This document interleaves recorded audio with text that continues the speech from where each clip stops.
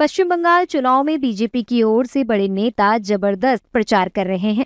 बृहस्पतिवार को खुद प्रधानमंत्री नरेंद्र मोदी ने बंगाल में प्रचार का जिम्मा संभाला है और 3 चुनावी रैलियों को संबोधित कर रहे हैं। बंगाल के हल्दिया में आयोजित पहली चुनावी रैली में पीएम मोदी ने राज्य की टीएमसी सरकार पर जोरदार हमला बोला। उन्होंने विधानसभा चुनाव में बीजेपी की जीत और टीएमसी की विदाई का दावा किया।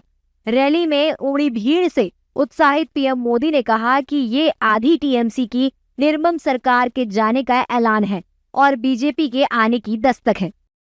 भारतीय जनता पार्टी का विजय ये उत्साह और उमंग में दिखाई देता है। बंगाल के मेरे प्यारे भाइयों बहनों, ये परिवर्तन की आंधी है। ये टीएमसी की निर्मम सरकार के जाने का ऐलान है।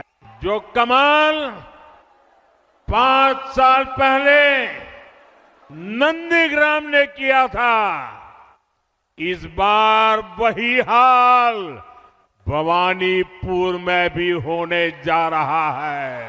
इस दौरान पीएम मोदी ने सीएम ममता बनर्जी पर जमकर निशाना साधा। पीएम मोदी ने ममता सरकार पर घुसपैठिए और दंगाइयों को फलने फूलने का आरोप लगाया है। उन्होंने कहा कि एक तरफ देश आगे बढ़ रहा है, वहीं टीएमसी बंगाल को नीचे ले जा रही है। टीएमसी की निर्मम सरकार में सिर्फ और सिर्फ घुसपैठियों की फैक्ट्री फली फूली है, दंगाइयों और अपराधियों की दुकानें फली फूली है।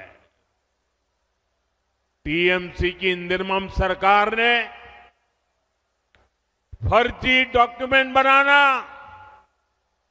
और पशुओं की तस्करी,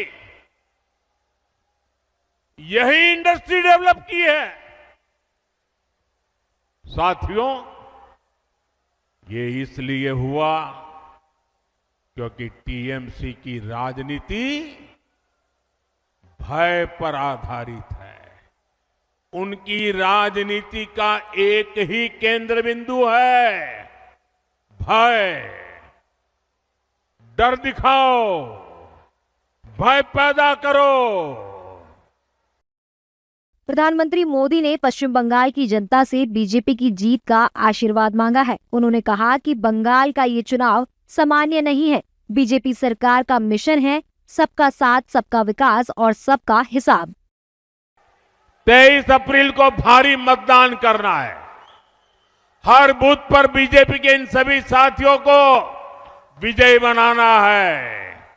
और साथियों, जहां तक बंगाल की धरती है, मैं साफ साफ कहना चाहता हूं, हमारा सिद्धांत है, हमारा मंत्र है, सबका साथ, सबका विकास। हम इसके प्रति प्रतिबद्ध है। लेकिन बंगाल में मैं एक और वादा करता हूं, सबका साथ, सबका विकास। और जिन्होंने बंगाल को लूटा है, सबका हिसाब होगा।